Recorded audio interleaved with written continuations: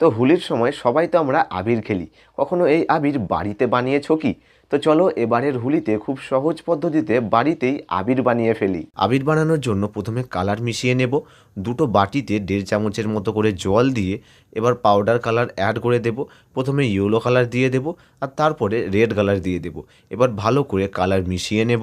এখন একটা মিক্সিং জারের মধ্যে হাফ বাটির মতো কর্নফ্লাওয়ার দিয়ে দেব আর দিয়ে দেব এই ইয়েলো কালার যেটা আমরা বানিয়ে রেখেছিলাম। এবার মিক্সিং জারের মধ্যে সব কিছু ভালো করে ঘুরিয়ে মিশিয়ে নিলেই তৈরি হয়ে যাবে আমাদের ইয়েলো আবির। সেম পদ্ধতি ব্যবহার করে এবার রেড কালারের আবির বানিয়ে নেব। মিক্সিং জারের মধ্যে হাফ বাটির মতো কর্নফ্লাওয়ার দিয়ে দেব। এবার রেড কালার মিশিয়ে রেখেছিলাম সেটাও দিয়ে দেব।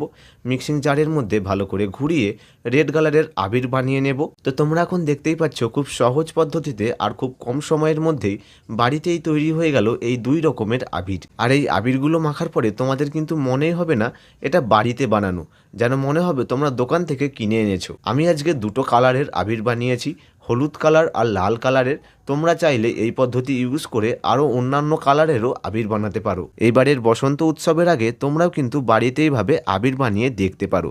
আর সবাইকে জানাই আমার তরফ থেকে অ্যাডভান্স হ্যাপি হোলি।